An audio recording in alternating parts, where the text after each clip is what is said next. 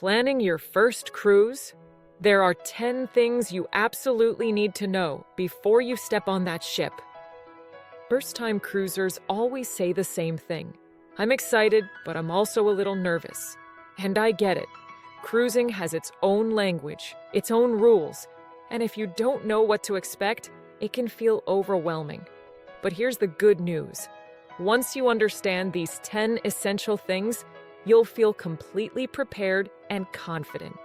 I'm going to walk you through everything from boarding to disembarkation, from dining to tipping, from packing to planning. By the end of this video, you'll know exactly what to expect on your first cruise, and you'll be ready to have an amazing time. Let's get started. Number 1. Arrive at your departure port the day before your cruise. This is the most important tip I can give you. Never ever fly in on the morning of your cruise. If your flight is delayed, and flights get delayed all the time, you could miss your ship.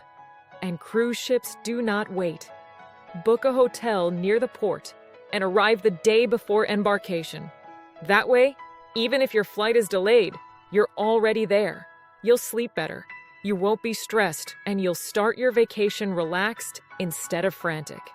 Most cruise lines even offer hotel packages that include transportation to the ship. Trust me on this. Spending one extra night in a hotel is worth avoiding the nightmare of watching your ship sail away without you.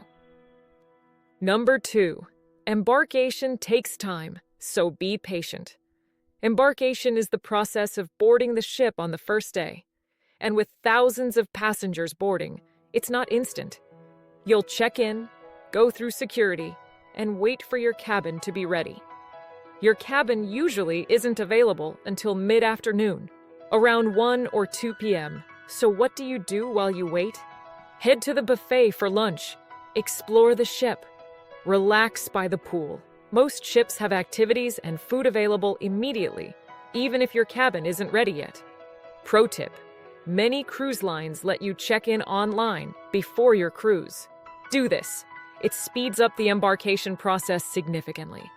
And bring a small carry-on with essentials, swimsuit, medications, change of clothes, because your luggage might not arrive at your cabin for a few hours. Number 3. Gratuities are expected, and they're often automatic. Cruise ship staff work incredibly hard, and tipping is standard practice. Most cruise lines automatically add gratuities to your onboard account. Expect about $14 to $18 per person per day. So for a 7-day cruise, that's roughly $100 to $125 per person in automatic gratuities. This covers your cabin steward, dining room staff, and behind-the-scenes crew. You can adjust this amount at guest services if you want to tip more or less, but most people just leave it as is. Beyond automatic gratuities, it's customary to tip bartenders and spa staff, usually 15 to 20%, just like you would on land. Some cruise lines, especially luxury lines, include gratuities in your fare. But on most mainstream cruises, plan for this extra cost in your budget. Number 4. You don't have to book ship excursions. Shore excursions are tours and activities in port. And yes, the cruise line sells them, but they're not mandatory, and they're often more expensive than booking independently. You can book tours directly with local operators, use websites like Viator or Get Your Guide, or simply explore on your own. The benefit of ship excursions is that if the tour runs late, the ship will wait. If you book independently and something goes wrong, the ship leaves without you, so it depends on your comfort level. For ports close to town, like Cozumel or Nassau, you can easily walk off the ship and explore independently.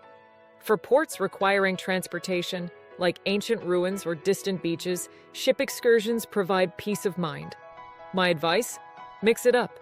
Book ship excursions for complex or distant activities and explore independently in easy, walkable ports. Number 5.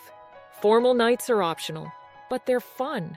Most cruises have 1 or 2 formal nights, evenings where the dress code is more elegant. Think cocktail dresses, suits, or even tuxedos. But here's the secret. Formal nights are not mandatory. If you don't want to dress up, you don't have to. The buffet and casual dining venues are still open, and you can eat there in regular clothes. That said, formal nights are a fun part of the cruise experience. It's a chance to dress up, take elegant photos, and enjoy a special evening. Many people love it. If you're on the fence, pack one nice outfit and see how you feel when the night comes. You can always participate if you want, or skip it if you don't. No pressure either way. And if you forgot formal attire, many ships have rental services, or you can buy something in the onboard shops. Number 6. Your cabin is smaller than you think, so pack smart. Cruise ship cabins are compact, especially inside and ocean view cabins. There's limited storage space, so overpacking is a common first-timer mistake. Here's what helps. Bring a hanging toiletry bag and over-the-door hooks for extra storage. Use packing cubes to keep things organized. And pack outfits you can mix and match, instead of bringing a different outfit for every occasion. Also, remember that you'll have access to laundry services on the ship if needed. Some ships have self-service laundromats. Others offer laundry service for a fee. So you really don't need to pack for every single day. And here's a bonus tip. Bring a power strip. Cabins have limited outlets, and you'll want to charge phones, tablets, cameras, and other devices. A small power strip or multi-USB charger is a lifesaver. Number 7. Sea days are part of the experience. Embrace them. A sea day is a day when the ship is sailing between destinations and doesn't stop at a port. First-timers sometimes worry that sea days will be boring. But honestly, sea days are wonderful. They're a chance to fully enjoy the ship's amenities without rushing off to excursions. Sleep in, enjoy a leisurely breakfast, lounge by the pool, get a massage, attend a cooking class or trivia contest. Sea days are when you truly relax and unwind. Plus, the ship often schedules extra activities and entertainment on sea days to keep you entertained. So don't think of sea days as wasted days. Think of them as true vacation days where you do absolutely nothing but enjoy yourself. Number 8. You can often bring your own wine. Check your cruise line's policy. Many cruise lines allow you to bring 1 or 2 bottles of wine per cabin on embarkation day. This can save you money, since drinks on board can be pricey. Check your specific cruise line's alcohol policy before you go. Some allow wine and champagne. Others allow nothing. A few allow a limited amount of beer or spirits. If you do bring wine, you'll typically pay a corkage fee if you drink it in the dining room, usually $15 to $25 per bottle. But you can drink it in your cabin for free.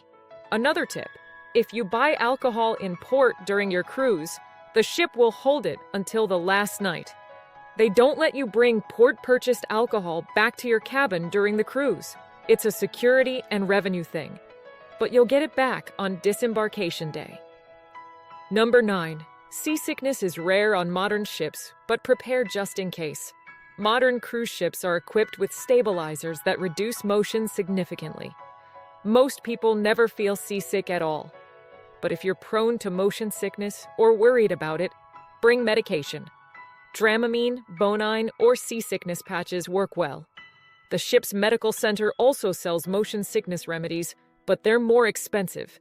Another tip, choose a cabin midship. That's the middle of the ship, and on a lower deck. That's where motion is least noticeable. And if you do start feeling queasy, go outside.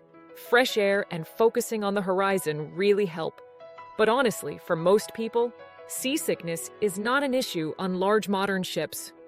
Number 10. Disembarkation starts the night before your cruise ends. On the last night of your cruise, you'll receive instructions for disembarkation, the process of leaving the ship. You'll need to settle your onboard account, pack your luggage, and set it outside your cabin by a certain time, usually around midnight or 1 a.m. The crew collects your luggage overnight and organizes it by colored tags in the terminal. The next morning, you'll disembark according to your assigned time and pick up your luggage in the terminal.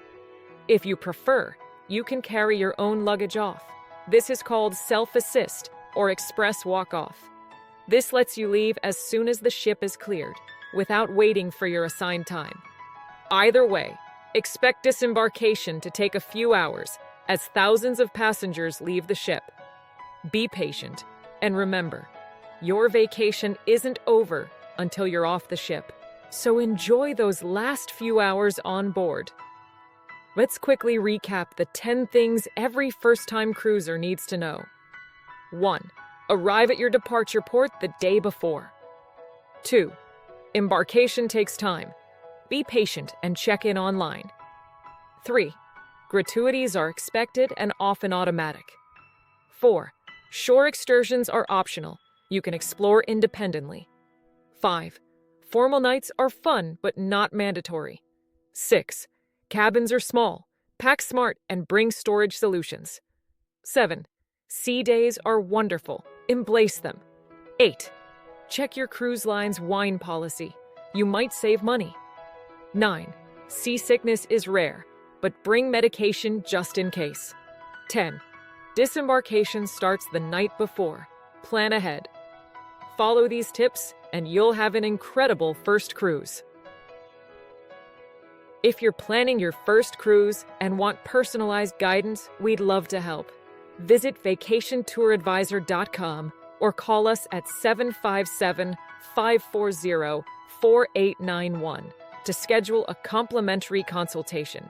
We'll answer all your questions, help you choose the perfect cruise, and make sure you feel completely prepared. First-time cruisers are our specialty, and we'll make sure your experience is stress-free and unforgettable. The link is in the description below. Thanks for watching, and congratulations on planning your first cruise. You're going to love it.